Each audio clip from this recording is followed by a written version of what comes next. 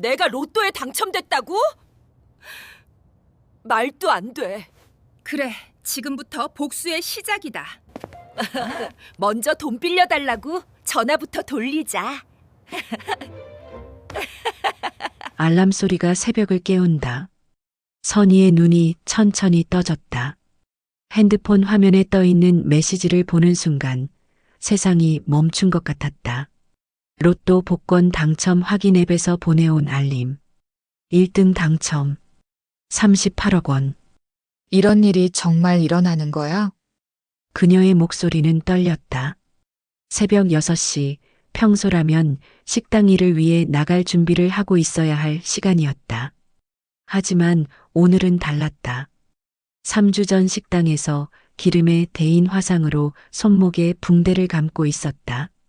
창 너머로 비가 내리고 있었다. 빗방울들이 유리창을 타고 흘러내리는 모습이 지난 몇 년간 자신이 흘린 눈물 같았다. 선희는 복권을 다시 확인했다. 구겨진 종이 위에 적힌 숫자들. 3, 12, 19, 27, 33, 41. 모두 의미 있는 날짜들이었다. 3일은 남편 창수와 처음 만난 날, 12일은 딸 은지의 돌잔치, 19일은 아들 현우의 입학식, 27일은 결혼기념일, 가족에 대한 애틋한 마음으로 선택한 숫자들이 이렇게 운명을 바꿔놓을 줄은 꿈에도 몰랐다. 하지만 선희의 첫 반응은 환호가 아니었다. 침대 옆 서랍에서 얼룩진 공책을 꺼냈다. 거기에는 지난 2달 동안 자신에게 냉정하게 굴었던 사람들의 이름이 빼곡히 적혀 있었다. 최윤경, 박미라, 시어머니 이순자, 그리고 딸 은지까지. 모두 자신이 가장 어려웠을 때 나도 힘들다며 외면한 사람들이었다. 이제 정말 시작이야. 선희의 입술이 차갑게 구부러졌다. 그것은 기쁨의 미소가 아니라 복수를 다짐하는 미소였다. 선희는 침대에서 일어나 거실로 나갔다. 손목의 화상은 아직 아팠지만 마음은 이상하게 가벼웠다. 전기포트로 물을 끓여 인스턴트 커피를 탔다. 커피를 홀짝이며 창밖을 바라보는 그녀의 얼굴에는 묘한 평온함이 떠올랐다. 비가 더 세게 내리기 시작했다. 세상을 깨끗하게 씻어내는 빗줄기를 보며 선희는 생각했다.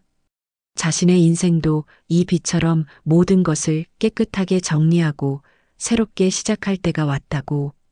2개월 전, 선희는 새벽 5시 30분에 일어나는 것이 일상이었다. 남편 창수와 이혼한 지 1년 반이 지났지만 혼자 사는 것에 아직 익숙하지 않았다. 가끔 습관적으로 2사람분 밥을 하다가 멈춰서곤 했다. 세면대 앞에 서면 거울 속 자신의 모습을 보는 것이 두려웠다. 48세의 나이답지 않게 깊어진 팔자주름, 생기를 잃고 움푹 들어간 눈, 파마도 제대로 못하고 대충 묶은 머리.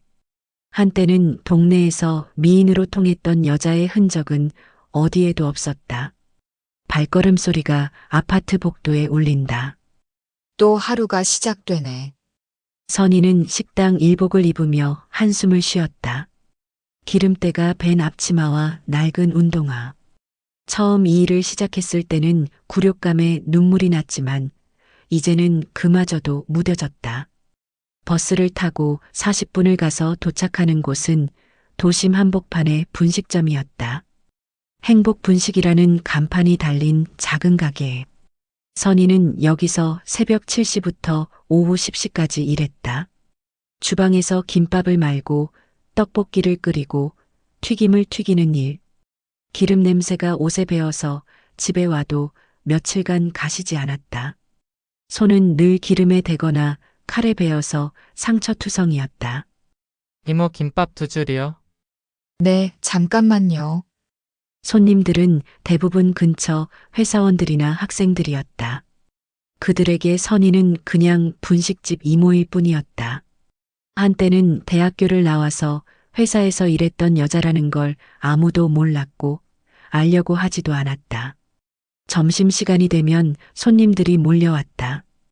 좁은 주방에서 혼자 모든 일을 처리하기 벅찰 때가 많았다. 사장은 인건비를 아끼려고 직원을 한 명만 뒀기 때문이다. 빨리 좀 해주세요. 점심시간 얼마 안 남았는데. 급한 손님이 소리를 지르면 선희는 더 바삐 움직일 수밖에 없었다. 실수라도 하면 사장에게 혼나기 때문이었다. 어느 날 너무 바쁘게 움직이다가 끓는 기름에 손목을 담갔다. 지글지글 소리와 함께 극심한 통증이 몰려왔다. 아, 선희는 비명을 지르며 손목을 움켜쥐었다. 하지만 손님들은 아무도 관심을 갖지 않았다. 오히려 빨리 주문 받아달라며 재촉했다. 사장은 병원에 가라고 하면서도 오늘 일은 끝내고 가라고 했다. 선희는 화상을 입은 손목으로 밤까지 일을 해야 했다. 병원에서 2도 화상 진단을 받았다. 최소 3주간은 일을 쉬어야 한다는 의사의 말에 선희는 절망했다. 3주간 월급이 없으면 생활비는커녕 병원비도 감당할 수 없었다. 엄마, 이번 달 용돈 좀 보내줘. 아이 분유값이 부족해. 딸 은지에게서 온 카톡 메시지였다. 선희는 핸드폰을 보며 가슴이 답답했다. 이혼 후 은지는 자신보다 아빠를 더 편들었다. 엄마가 너무 까칠해서 아빠가 견디다 못해 나간 거야. 그런 말을 던지고는 연락을 뜸하게 했다. 그런데 돈이 필요할 때만 찾았다. 선희는 은지에게 보낼 돈을 계산해봤다. 이번 달 월급에서 생활비를 빼면 30만 원 정도 남을 것 같았다. 하지만 지금은 일도 못하는 상황이어서 그마저도 불투명했다. 점심시간 분식점에서 웅성거리는 소리가 들린다. 근처 사무실에서 일하는 여직원들이 모여서 이야기하고 있었다. 선희가 지나가자 갑자기 목소리를 낮췄다. 저 이모 남편이 젊은 여자랑 바람 피워서 이혼당했다던데. 아, 맞아. 그래서 지금 혼자 저런 일하고 있는 거야. 원래는 괜찮게 살았다던데 완전 인생 망했네. 속삭이는 소리가 귀에 들렸다. 선희는 아무렇지 않은 척했지만 속으로는 칼로 찌르는 것 같았다. 오후 6시가 되면 저녁 준비로 다시 바빠졌다. 학생들과 직장인들이 몰려와서 떡볶이와 순대를 시켰다. 기름에 댄 손목이 아팠지만 쉴 수는 없었다. 집에 돌아오면 이미 밤 11시가 넘어 있었다. 몸은 기름 냄새와 땀 냄새로 끈적했고 손목은 욱신거렸다. 샤워를 하고 나면 침대에 쓰러져서 잠들 뿐이었다. 우편함에는 각종 고지서들이 쌓여 있었다. 전기세, 가스비, 관리비, 신용카드 대금. 붉은 글씨로 적힌 연체 표시가 눈에 들어왔다. 숫자들이 목을 조르는 것 같았다. 선희는 냉장고를 열어봤다. 김치 한 포기와 달걀 몇 개, 그리고 며칠 전에 산 우유가 전부였다. 저녁을 만들 기력도 없어서 컵라면을 끓여 먹었다. 국물을 마시면서도 눈물이 계속 흘렀다. 그날 밤 선희는 거울을 보며 소리 없이 울었다. 48세. 언제부터 이렇게 초라한 인생이 된 걸까? 거울 속의 여자는 더 이상 누군가의 아내도 자랑스러운 어머니도 아니었다. 그냥 하루하루 살아가기에 급급한 중년 여자일 뿐이었다. 침대에 누워서 천장을 바라보며 선희는 생각했다. 이대로 살아가는 게 의미가 있을까? 매일 아침 일어나서 무시당하고 저녁에 집에 와서 혼자 눈물 흘리고 그렇게 버텨나가는 게 삶이라고 할 수 있을까? 하지만 포기할 수도 없었다. 아직 갚아야 할 빚이 있었고 비록 관계가 서먹해졌지만 은지와 현우는 여전히 자신의 자녀였다. 휴대폰 벨소리가 심혈을 깨운다. 여보세요. 엄마, 나 은지야. 2개월 만에 듣는 딸의 목소리였다. 하지만 반가운 것도 잠시, 은지의 톤은 차가웠다. 엄마, 이번엔 정말 급해. 250만 원만 빌려줄래? 선희의 심장이 덜컥했다. 250만 원이라니. 자신의 월급이 130만 원밖에 안 되는데 어디서 그런 큰 돈을 구하라는 건지. 은지야, 엄마도 지금 상황이. 또 그런 소리야. 아빠는 나한테 매달 용돈도 주고 애 용품도 사주는데 엄마는 맨날 어렵다고만 하네. 선희의 가슴이 쿵 내려앉았다. 창수가 은지에게 돈을 주고 있다는 사실도 충격이었지만 딸이 자신을 아빠와 비교하며 무시하는 태도가 더 서러웠다. 은지야, 엄마 얘기 좀 들어봐. 지금 손목 다쳐서 일도 못 나가고. 일 못 나간 게 언제인데? 벌써 3주째잖아. 그럼 그동안 뭐 한 거야? 은지의 목소리가 점점 날카로워졌다. 마치 창수의 목소리를 듣는 것 같았다. 차갑고 무정하고 상대방의 사정은 전혀 고려하지 않는. 선희는 화상사고에 대해 설명하려 했다. 분식점에서 기름에 데여서 2도 화상을 입은 일, 병원비와 생활비 때문에 밤잠을 이루지 못하고 있다는 것. 하지만 은지는 들으려 하지 않았다. 엄마가 분식점에서 일하는 거 아빠한테 다 들었어. 친구들한테 말하기도 창피해. 엄마가 좀 더 똑똑했으면 우리 가족이 이렇게 안 됐을 텐데. 그 말이 선희의 가슴을 송곳처럼 찔렀다. 창피하다고? 자신이 생계를 위해 하는 일이 딸에게는 부끄러운 일이라는 건가? 은지야, 엄마는. 됐어. 엄마한테 기대했던 내가 바보였어. 앞으로 연락 안 할게. 선희는 핸드폰을 쥔 손이 덜덜 떨렸다. 딸마저 자신을 포기했다. 창수가 은지에게 어떤 말을 했는지 뻔했다. 엄마는 능력이 없어서 우리 가족을 불행하게 만들었다. 이제는 분식점에서 일하며 겨우 살고 있다. 선희는 소파에 주저앉았다. 숨이 막혔다. 가슴이 터질 것 같았다. 20년 넘게 키운 딸이 자신을 이렇게 대한다는 게 믿기지 않았다. 윤경아, 나 선희야, 미안한데. 20년 지기 친구 최윤경에게 전화를 걸었다. 한 달 생활비만 빌려달라고 부탁했다. 선희야, 나도 요즘 정말 힘들어서. 윤경의 목소리는 차가웠다. 예전 같으면 무슨 일인지부터 물어봤을 텐데 이제는 돈 이야기만 나오면 바로 거절부터 했다. 선희는 윤경과의 우정을 떠올렸다. 고등학교 때부터 함께했던 친구, 결혼할 때, 주례를 부탁했던 친구, 아이들이 태어났을 때 함께 축하해줬던 친구. 그런 윤경이 자신의 어려움 앞에서는 이렇게 매정하게 돌아설 줄 몰랐다. 윤경아, 정말 급해서 그래. 일주일만이라도. 선희야, 정말 미안해. 우리 신랑이 사업 망해서 나도 파트타임 일하고 있어. 여유가 없어. 윤경의 목소리에는 진심이 느껴지지 않았다. 선희는 얼마 전 윤경의 인스타그램에서 본 사진들을 떠올렸다. 고급 레스토랑에서 찍은 음식 사진, 새로 산 명품 핸드백, 가족여행 사진들. 그런 사람이 100만 원도 빌려줄 수 없다는 게 말이 되나? 그럼 50만 원만이라도. 선희야, 진짜 안 돼. 미안해. 또 다시 들리는 냉정한 거절. 선희는 핸드폰을 내려놓고 머리를 감쌌다. 눈물이 또 흘러내렸다. 그날 밤 선희는 연락처를 뒤져가며 사람들에게 전화를 걸었다. 고등학교 동창 박미라, 시어머니 이순자, 예전 직장 후배들까지. 하지만 돌아오는 답변은 모두 똑같았다. 나도 어려워서. 요즘 경기가 너무 안 좋아서. 다음에 여유 생기면. 모두가 핑계였다. 선희는 깨달았다. 자신이 잘 살 때는 주변에 사람들이 많았지만 정작 어려울 때 진심으로 도와주려는 사람은 한 명도 없다는 것을. 새벽 2시가 되어서야 선희는 전화를 그만뒀다. 목소리가 쉬어서 더 이상 말을 할 수도 없었다.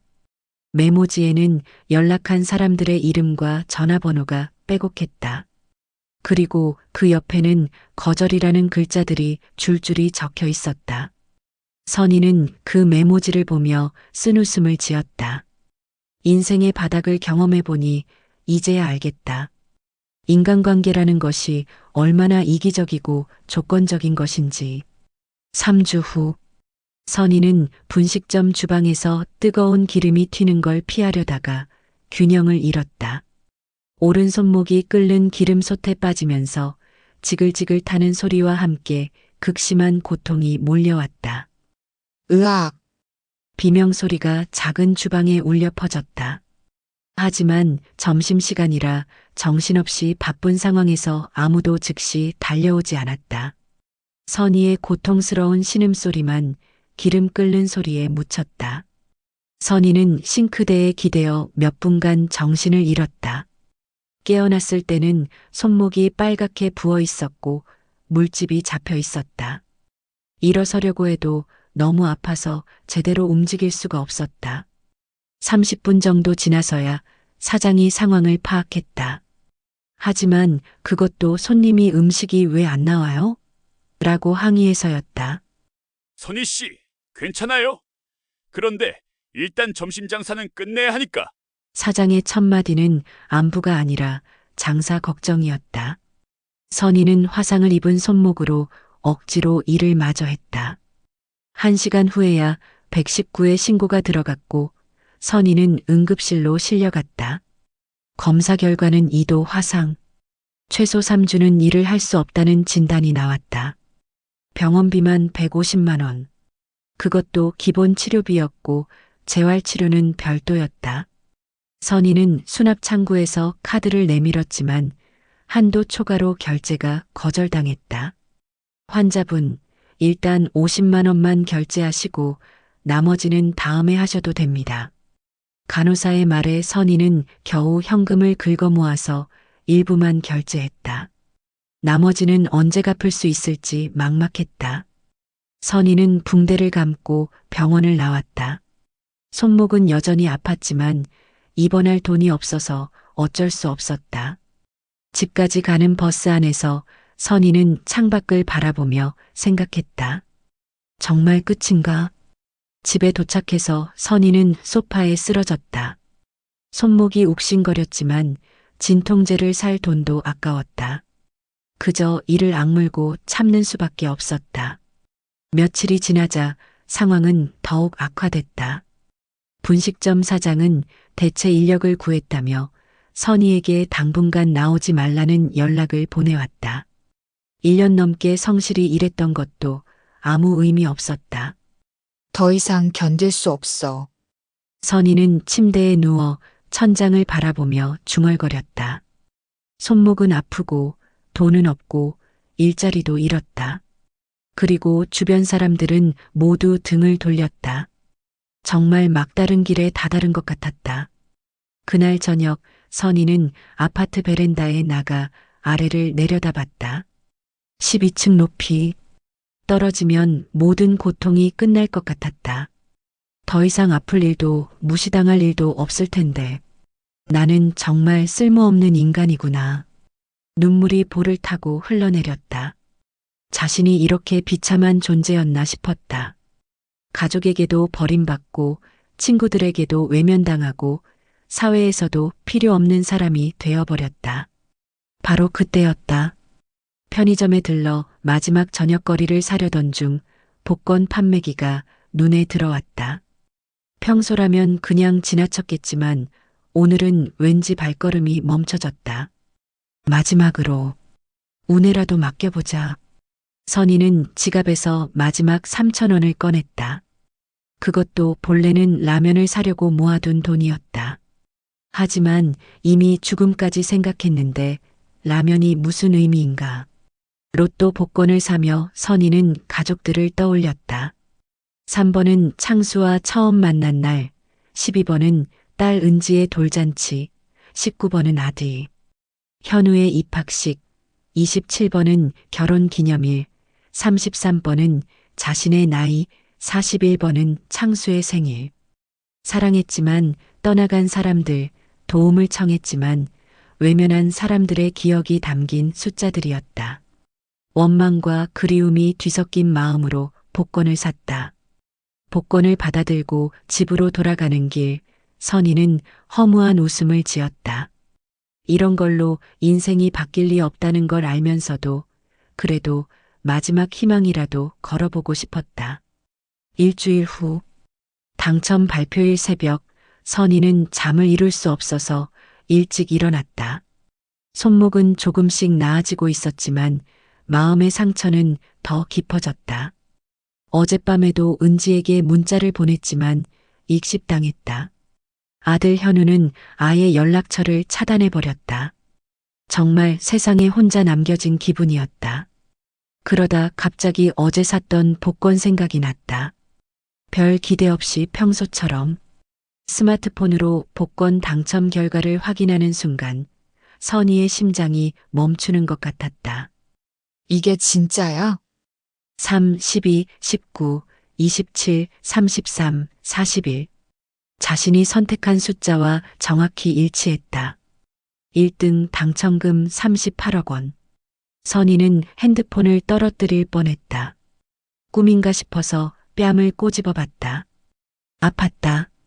현실이었다. 정말 당첨됐다.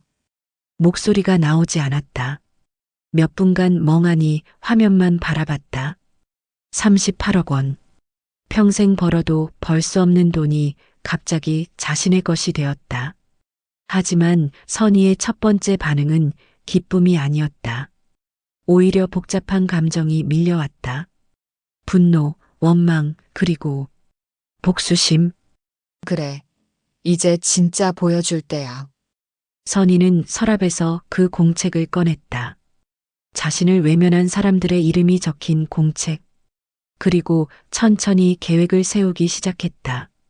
가장 먼저 할 일은 그들에게 다시 돈을 빌려달라고 부탁하는 것이었다. 물론 그들은 또 거절할 것이다. 그러면 그 후에 진짜 게임이 시작되는 거였다. 선희는 창밖을 바라봤다. 어제까지만 해도 절망스럽기만 했던 세상이 오늘은 완전히 다르게 보였다. 모든 것이 자신의 손 안에 있는 것 같았다. 휴대폰이 울린다. 여보세요? 엄마, 나야, 은지. 딸의 목소리가 들렸다. 선희는 차가운 미소를 지었다. 은지야, 오랜만이네. 그런데 왜 갑자기 전화했어? 엄마, 미안해. 지난번에 너무 심하게 말한 것 같아서. 그래도 엄마잖아. 은지의 목소리에는 어색함이 묻어났다. 아마 주변에서 시켜서 전화한 것 같았다. 그래. 고마워. 그런데 엄마가 부탁이 하나 있는데 뭔데? 돈 좀 빌려줄 수 있을까? 병원비가 너무 많이 나와서. 은지는 잠시 침묵하더니 한숨을 쉬었다. 엄마, 나도 지금 애 키우느라 정말 빠듯해. 여유가 없어. 그렇구나. 괜찮아. 전화를 끊고 선희는 아주 친했던 윤경의 번호를 눌렀다. 윤경아, 나야. 선이야, 무슨 일이야? 돈 좀 빌려줄 수 있어? 30만 원만. 선이야, 또야. 지난번에도 말했잖아. 나도 정말 힘들어. 알았어. 고마워. 선희는 차분하게 전화를 끊었다. 그리고 다음 사람에게 전화를 걸었다. 시어머니 이순자였다. 어머니, 저예요. 선이요. 선이야, 무슨 일이야? 어머니, 죄송한데 돈 좀 빌려주실 수 있으세요? 정말 급해서요. 아이고, 선이야, 나도 요즘 병원비 때문에 정말 빠듯해. 미안하다. 괜찮아요, 어머니. 이렇게 선희는 공책에 적힌 모든 사람들에게 전화를 걸었다. 고등학교 동창들, 예전 직장 동료들, 심지어 먼 친척들까지 모두가 똑같은 대답을 했다. 미안해. 나도 어려워. 요즘 경기가 너무 안 좋아서 다음에 여유 생기면 25명이 넘는 사람들에게 전화를 걸었지만 단 한 명도 도와주겠다고 하지 않았다. 선희는 예상했던 결과였지만 그래도 마음 한편으로는 씁쓸했다. 이제 됐어. 이제 아무도 나한테 도움을 청할 수 없을 거야. 선희의 전략은 명확했다. 자신이 먼저 돈을 빌려달라고 부탁해서 거절당하면 나중에 그들이 자신에게 도움을 청하기 어려워질 것이라는 계산이었다. 특히 복권 당첨 사실을 알게 되면 더욱 그럴 것이다. 며칠 후 복권 당첨 소식은 생각보다 빨리 퍼졌다. 당첨자 인터뷰 기사가 나가면서 선희의 이름과 사진이 공개됐기 때문이다. 물론 선희가 의도한 것이었다. 휴대폰이 쉴 새 없이 울린다. 선희야, 축하해. 정말 대박이야. 윤경의 목소리는 지난번과 180도 달랐다. 흥분되고 들뜬 목소리였다. 고마워, 윤경아. 선희야, 그런데 혹시 시간 있을 때 만날 수 있을까? 할 이야기가 있어서. 선희는 속으로 웃었다. 뻔한 수작이었다. 미안해. 윤경아, 요즘 너무 바빠서. 선희야, 정말 중요한 이야기야, 제발. 그런데 윤경아, 나 며칠 전에 너한테 돈 빌려달라고 했을 때 기억나? 윤경은 갑자기 말이 없어졌다. 그때 너 뭐라고 했지? 나도 힘들다고 했잖아. 그런 사람이 나한테 무슨 할 말이 있겠어? 선희야, 그때는 정말 몰랐어. 내가 이렇게 힘든 줄. 이제 와서 그런 말 하지만 난 벌써 다 정리했어. 누가 진짜 친구인지, 누가 가짜 친구인지. 선희는 차가운 목소리로 말하고 전화를 끊었다. 이후로도 전화는 계속 왔다. 은지, 순자, 고등학교 동창들, 심지어 몇 년간 연락도 안 하던 사람들까지 모두가 축하한다며 만나자고 했다. 하지만 선희의 대답은 항상 같았다. 며칠 전에 내가 도움 청했을 때는 어디 있었어? 그렇게 한마디씩 던지고 전화를 끊었다. 사람들은 할 말을 잃었다. 자신들이 선희를 외면했다는 사실을 부정할 수 없었으니까. 한 달 후, 선희는 분당의 고급 아파트로 이사했다. 서울 전경이 내려다 보이는 최고급 주거 공간이었다. 가구도 모두 새로 맞췄다. 이제야 진짜 내 인생이 시작되는구나. 선희는 거실 소파에 앉아 샴페인을 마시며 중얼거렸다. 창밖으로 보이는 서울 야경이 황홀했다. 예전에 살던 낡은 투룸과는 차원이 다른 세상이었다. 초인종이 울린다. 누구세요? 엄마, 나야, 은지. 딸의 목소리가 들렸다. 선희는 미소를 지으며 문을 열어줬다. 어서 와, 은지야. 은지는 아파트 안을 둘러보며 감탄했다. 엄마, 여기 정말 멋있다. 완전 영화에 나오는 집 같아. 그렇지? 엄마도 이제 좀 편하게 살려고. 두 사람은 거실에 앉았다. 어색한 침묵이 흘렀다. 엄마, 미안해. 그동안 너무 못했어. 은지가 먼저 말을 꺼냈다. 괜찮아, 다 지난 일이야. 엄마, 그런데 혹시 나 좀 도와줄 수 있어? 아이 학원비가 너무 비싸서. 역시나였다. 선희는 예상했던 부탁이었다. 은지야, 엄마가 며칠 전에 너한테 돈 빌려달라고 했을 때 기억나니? 그때는. 넌 나한테 뭐라고 했지? 창피해서 친구들한테 말도 못하겠다고 했잖아. 은지의 얼굴이 빨갛게 달아올랐다. 엄마, 그때는 정말 미안했어. 아빠가 자꾸 이상한 말을 해서. 창수가 뭐라고 했는데? 엄마가 능력이 없어서 가족을 망쳤다고 그래서 이제는 분식점에서 일한다고. 선희의 눈빛이 차가워졌다. 역시 창수였다. 그래서 넌 그 말을 믿고 엄마를 무시한 거야? 엄마, 미안해. 정말 미안해. 은지가 울기 시작했다. 하지만 선희의 마음은 돌아서지 않았다. 은지야, 이제 와서 미안하다고 해도 소용없어. 엄마는 이미 결정했어. 앞으로 누구한테도 도움 안 줄 거야. 엄마. 가. 이제 가. 선희는 차가운 목소리로 말했다.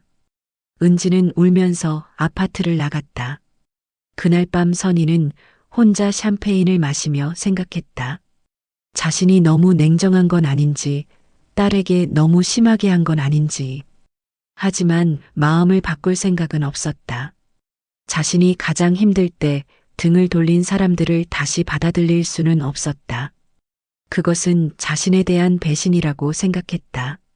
몇 주 후, 선희는 TV 인터뷰에 출연했다. 복권 당첨자 특집 프로그램이었다. 당첨되고 나서 주변 반응은 어떠세요? MC의 질문에 선희는 담담하게 대답했다. 많은 분들이 축하해 주시고 도움을 청하시는데 저는 정중히 거절하고 있어요. 특별한 이유가 있나요? 제가 가장 힘들 때 도와주지 않았던 분들이거든요. 진짜 어려울 때는 외면하고 제가 좋아지니까 다시 찾아오시는 게 이해가 안 되더라고요. 혹시 가족들도 포함인가요? 내 가족이라고 예외는 아니에요. 오히려 가족이 더 배신감이 컸죠. 이 인터뷰가 방송되자 사람들의 반응이 갈렸다. 어떤 이들은 선희의 선택을 이해한다고 했고, 어떤 이들은 너무 냉정하다고 비판했다. 하지만 선희는 상관없었다. 다른 사람들의 시선보다 자신의 마음이 중요했다. 그리고 지금 자신의 마음은 한결 가벼웠다. 새로운 시작.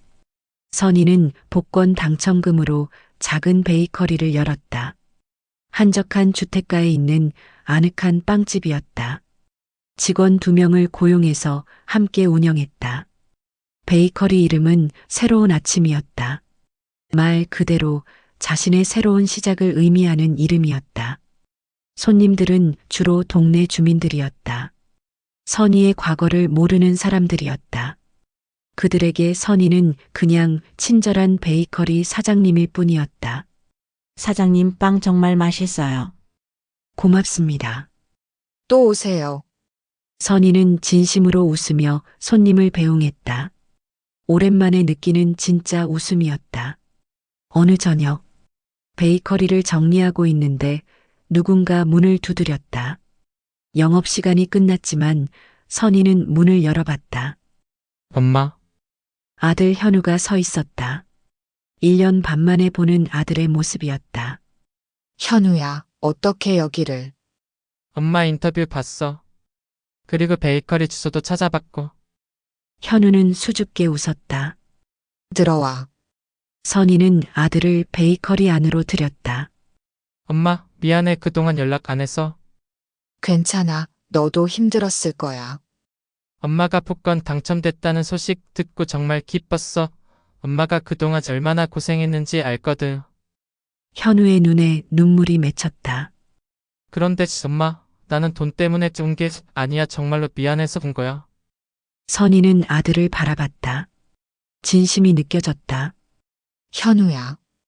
엄마, 나도 이제 대학 졸업하고 취업 준비하고 있어. 비록 아직 취업은 안 됐지만 열심히 하고 있어. 엄마한테 돈 받으려고 한 게 아니라 그냥 엄마가 보고 싶어서 왔어. 선희의 마음이 조금씩 녹기 시작했다. 하지만 아직은 확신할 수 없었다. 현우야. 엄마 생각해 볼 시간이 필요해. 너무 많은 일이 있었거든. 알아. 엄마 천천히 생각해. 나는 기다릴게. 현우는 아무것도 요구하지 않고 그냥 돌아갔다. 그 모습이 예전의 은지나 다른 사람들과는 달랐다. 몇 달 후, 선희는 현우와 조금씩 관계를 회복해 갔다. 현우는 정말로 아무것도 요구하지 않았다. 그냥 가끔 베이커리에 와서 빵을 사며 안부를 물어볼 뿐이었다. 은지도 몇 번 더 찾아왔지만 여전히 돈 이야기만 했다. 결국 선희는 은지와의 관계를 완전히 정리했다. 윤경을 비롯한 다른 친구들도 마찬가지였다. 모두가 선희의 돈만 노렸을 뿐 진심으로 관계를 회복하려는 사람은 없었다. 엄마, 오늘 베이커리 매출 어때? 현우가 베이커리 정리를 도우며 물었다. 그럭저럭해. 돈 벌려고 하는 게 아니라서 상관없어. 엄마가 행복해 보여서 좋아. 그래. 정말? 응, 예전에는 항상 힘들어 보였는데 이제는 편안해 보여. 선희는 거울을 보았다. 정말로 얼굴이 밝아진 것 같았다. 1년 후, 선희의 새로운 삶은 완전히 정착됐다. 베이커리는 동네 사람들에게 사랑받는 공간이 되었고 선희도 진정한 평화를 찾았다. 현우는 여전히 가끔 베이커리에 왔다. 그리고 이제는 정말로 가족 같은 관계가 되었다. 선희는 현우에게만큼은 마음을 열었다. 엄마, 새로운 남자친구 소개해줄까? 아직은 혼자가 편해. 그래도 좋은 사람 있으면 소개해줄게. 고마워, 현우야. 선희는 아들과 대화하며 생각했다. 인생에서 정말 중요한 건 많은 사람이 아니라 진심 어린 한 사람이라는 것을. 자신을 외면했던 사람들을 용서할 생각은 여전히 없었다. 하지만 그것 때문에 괴로워하지도 않았다. 이제는 정말로 자신만의 인생을 살고 있었으니까. 베이커리 창밖으로 해가 지고 있었다. 아름다운 석양이 하늘을 물들이고 있었다. 선희는 그 모습을 바라보며 미소를 지었다. 이제야 진짜 내 인생이 시작되는구나. 그 미소는 복수심에 가득 찬 차가운 미소가 아니었다. 진정한 평화를 찾은 사람만이 지을 수 있는 따뜻하고 진심 어린 미소였다. 선희는 깨달았다. 복수는 상대방을 망가뜨리는 게 아니라 자신이 더 나은 사람이 되는 것이라는 것을. 그리고 진정한 행복은 다른 사람의 인정이 아니라 자기 자신과의 화해에서 온다는 것을.